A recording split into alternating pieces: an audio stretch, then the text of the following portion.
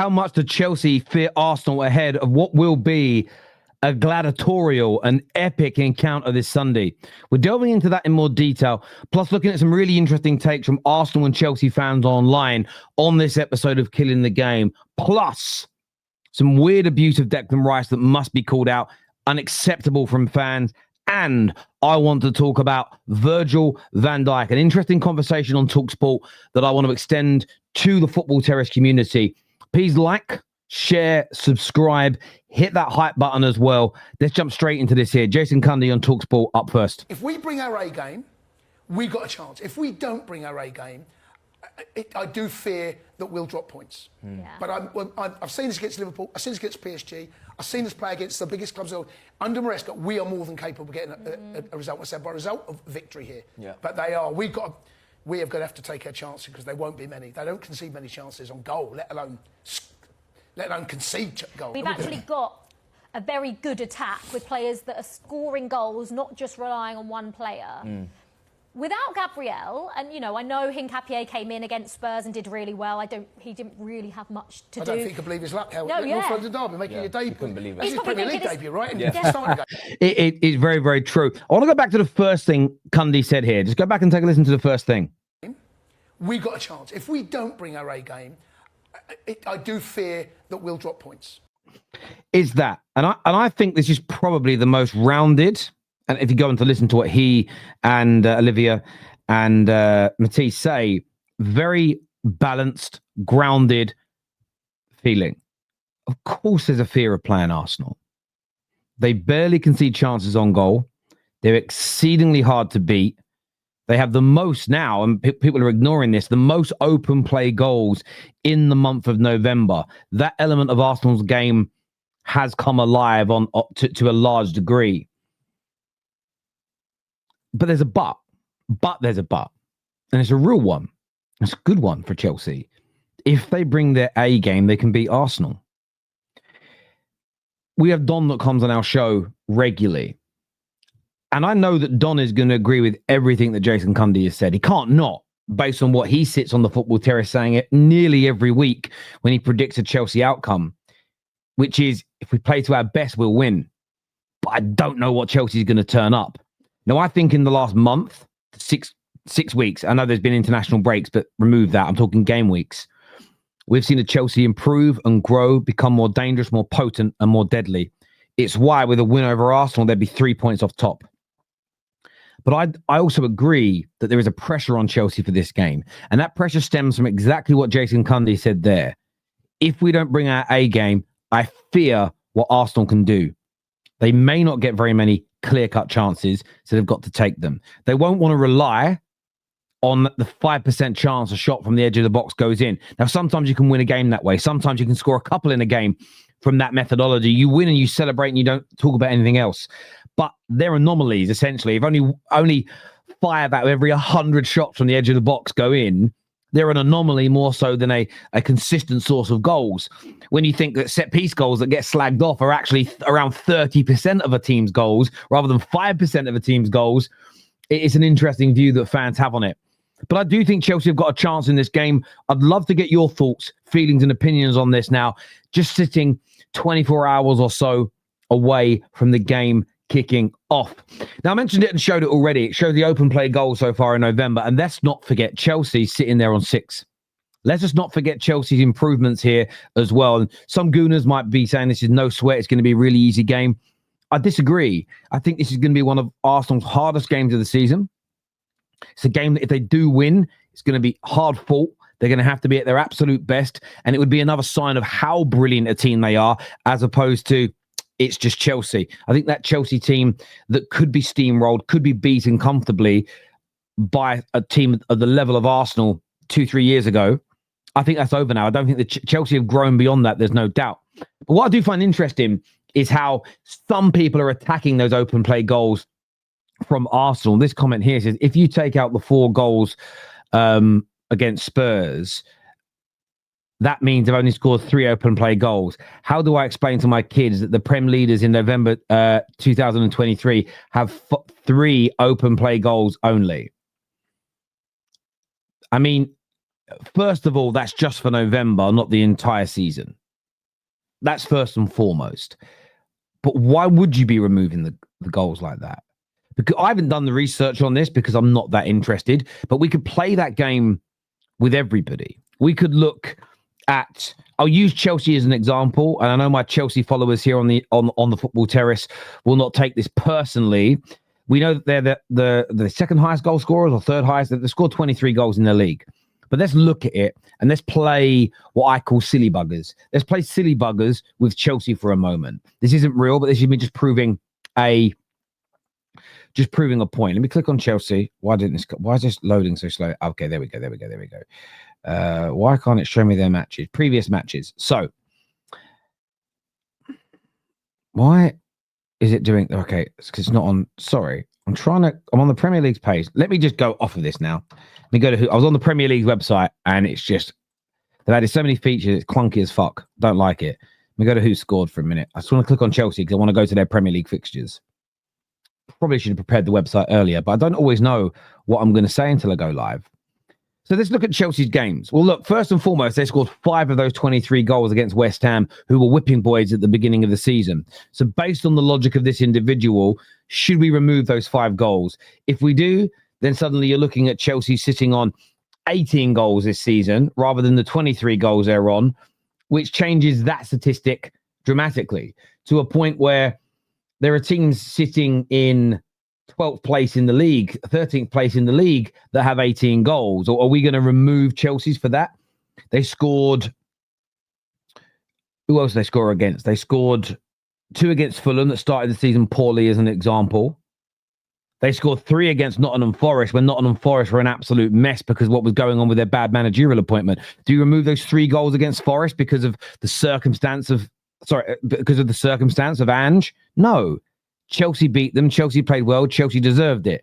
And that's like my pushback on a lot of these conversations. It's you're removing the facts to push. There's pushing an agenda is one thing, but removing facts to push an agenda, I find is absolutely crazy in my personal opinion. There's also this story that's come out today that I thought was brilliant, and it's Chelsea have reportedly moved their advertising balls forward to prevent Arsenal from taking long throws in their game this weekend. And I love that this is back in the game now. I love the fact that football teams are taking this seriously, that long throws are dangerous. I don't actually know if Arsenal have scored a goal from a long throw yet this season. But either way, I love that it's coming back. That, though, is always coupled with these types of opinions where someone says, as a football purist, what is a football? Let's Google that for a minute. What is a football purist? Because I'd love to know what the definition currently is. The football purist. A football purist is someone who values the aesthetics, technical, and strategic aspects of the game over a simple focus on the final score. See, this is what's brilliant. People use phrases like this. As a football purist, I honestly don't enjoy the way Arsenal play football, especially against big teams. Yes, it gets them results, but as someone who sees football through a Cruyff lens, their football simply is not attractive to me. It's effective, but it feels dirty. Now, look, Cruyff's style of football is absolutely beautiful, but it didn't ever win the Netherlands the World Cup as many people thought that it would. It done wonders for Barcelona in the sort of Messi, Busquets, Xavi, Iniesta era, but that was partly to do with the quality of football player they had. If you actually took out just 2 of those players and replaced them with lesser versions of themselves, that football would have still won trophies, but maybe not have dominated in the same way. But being a football purist isn't just about the aesthetics, which are part of it. It's being in love with technical and the strategy element of a game. It isn't just looking at it as you're misdefining the word purist. Purist isn't just beautiful football like Cruyff played, like Pep's Barcelona team played, like Wenger's Arsenal played. It's about the tactical and strategic element. So even someone like a Wenger, whose football was beautiful, went against the purist view by becoming too technical, and the strategy wasn't particularly great. And that's the thing for me when I look at these comments, it makes me laugh. It's a way of trying to play Arsenal down, but people don't even understand their own definitions. You know, the idea that football purism is just about aesthetically pleasing football isn't right. Someone like Jose Mourinho, football purists should also have an element of respect for. Why? Because he was all about the strategy. It was, this is what I've got. This is what I've got to win. How do I do it? The only thing that is completely out the realm of a football purist is someone who does purely results-based analysis only. And that isn't what Arsenal do. No one reviews how Arsenal win games and just says all that matters is the result. There is strategy. There is technical ability. Sometimes it is aesthetically amazing, but they'll drop the aesthetics for the best strategy to win a game. That's simply the definition of a football purist. That's not what you are, my friend. So you can have that opinion, but don't call yourself a football purist, because that is not at all what football purists are. I saw this tweet. It got sent through to me. So thank you for the screenshot. And I've seen a number of these. Now, I don't actually know who the lady in the photo is, but a lot of people have commented saying that it's Declan Rice's other half. So I just saw it as a woman, right? And I looked at it and thought, okay, well, why is this trending everywhere? Why is it everywhere? I think it is his missus, to be fair. I think it is. Yeah, it is his girlfriend, Lauren. And the amount of people that have tweeted this, just like this vile person, and retweeted it.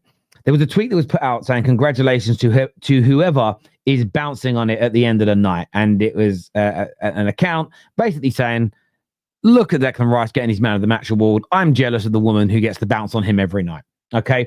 A little crude, but tongue in cheek and a bit of fun.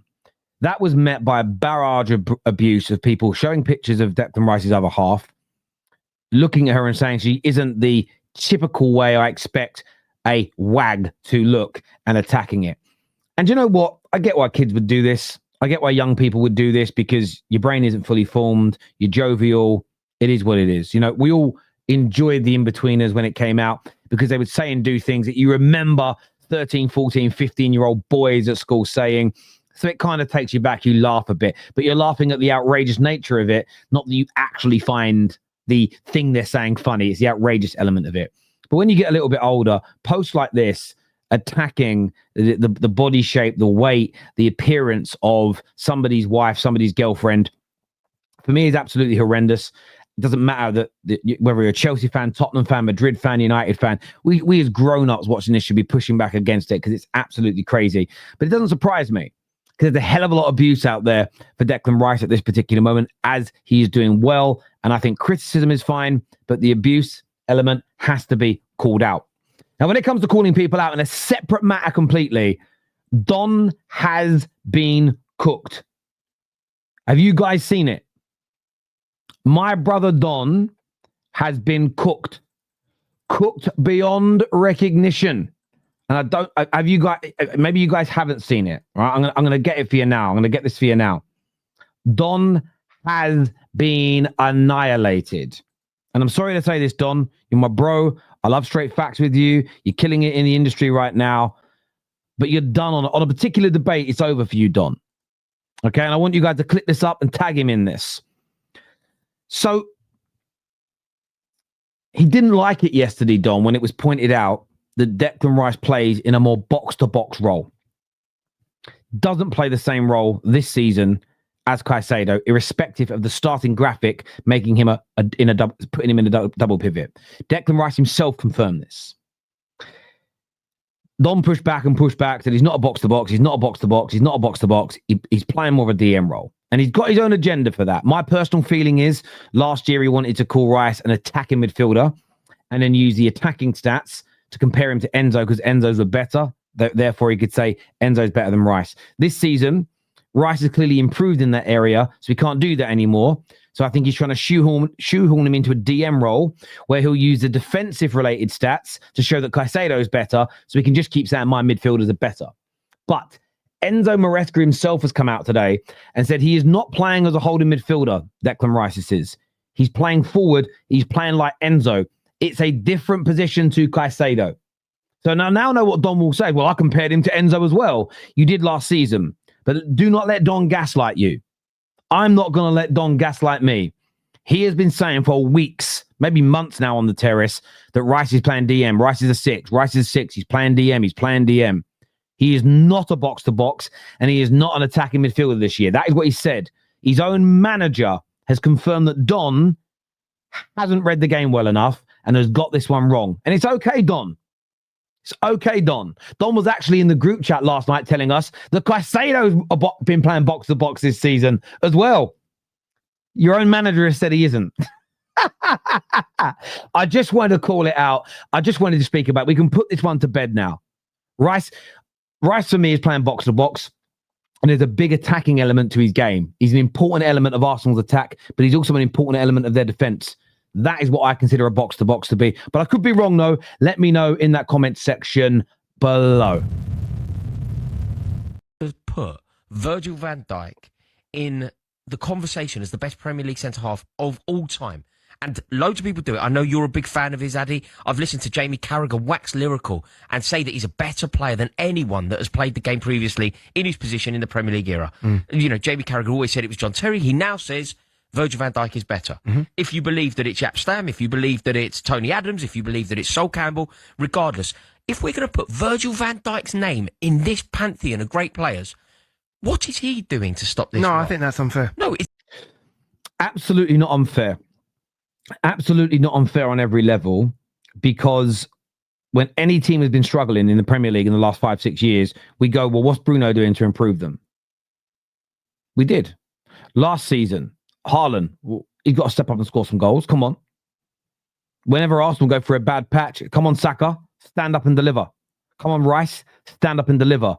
Why is it unfair to put any level of pressure on Van Dijk to help improve Liverpool? it's not. It's completely fair. When you are an icon, when you're supposed to be one of the best players. When you're comparing him to those, and you're right to compare him to those because he's in that bracket. But when you're comparing him to John Terry, Rio, Sol, the names you just mentioned, one thing they had around them better than anything was consistency.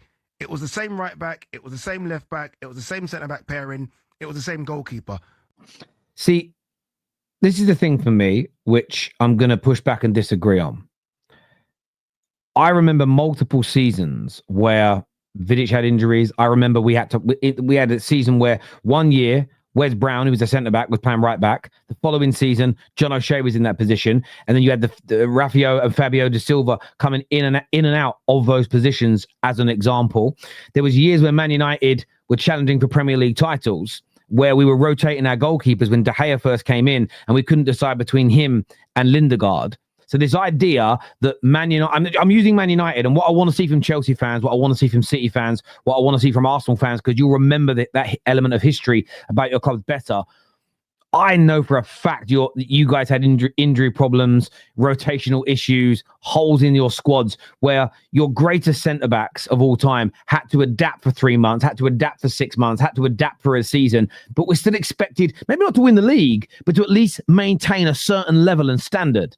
For me, I've got a lot of respect for Ade and what he does in this industry, but that for me is disingenuous at best. Virgil van Dijk has literally had 5 right backs, 2 left backs, a centre back who simply doesn't play football anymore, and Mohamedashvili when Alisson's injured. No, but it's been the mix mash of everything. He can't do everything. No, but you'll find. But how does that make him give away stupid handballs? Why has that made it easier for him to be taken on this year?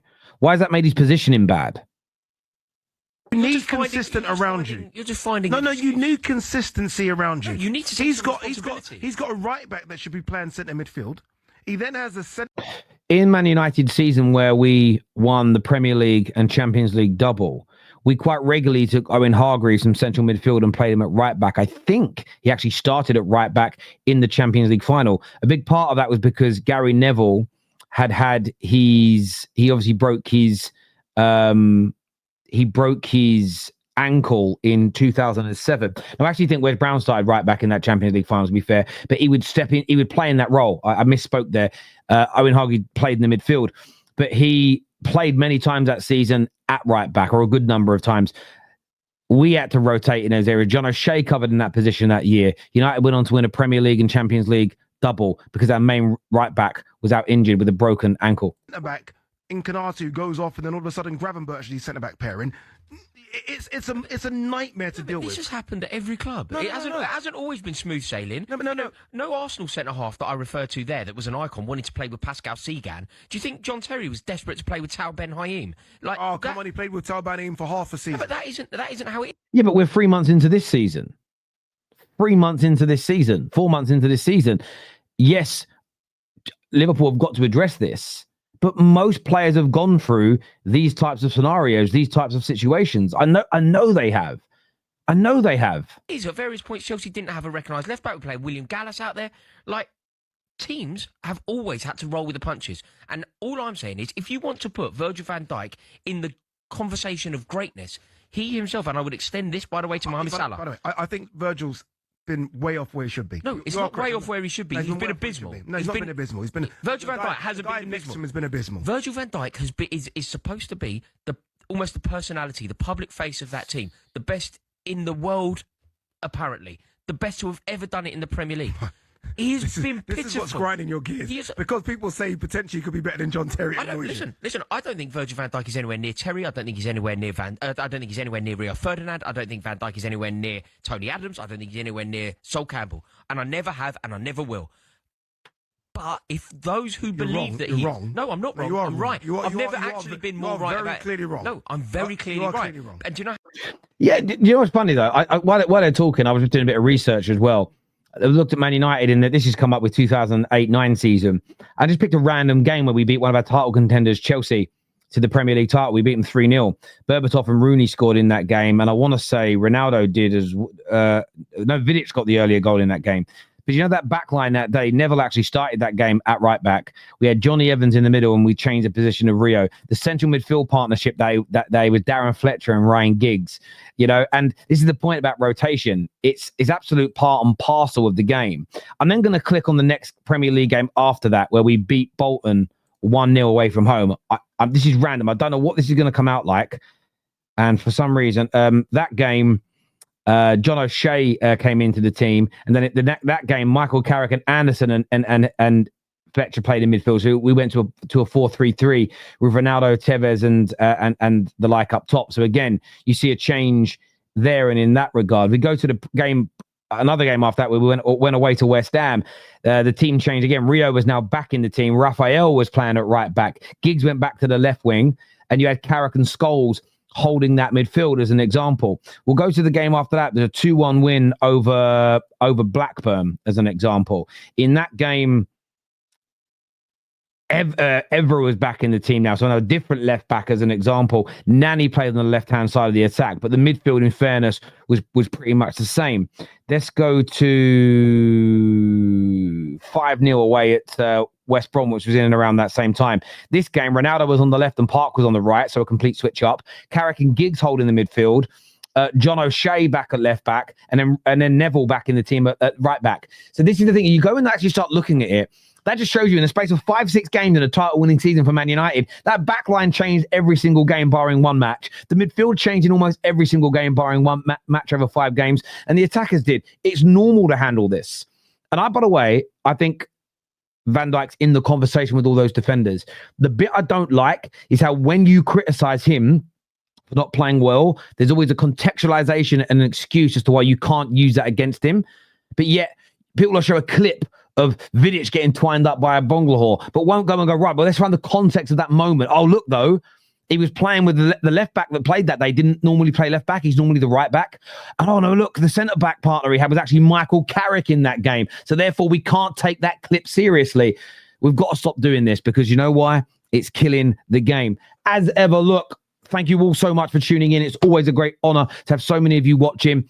Give us your views and your opinions. How is Arsenal versus Chelsea going to go at the Bridge? And what do you make of the Van Dijk situation? Let me know. Take care. Goodbye. God bless. And I'll see you soon.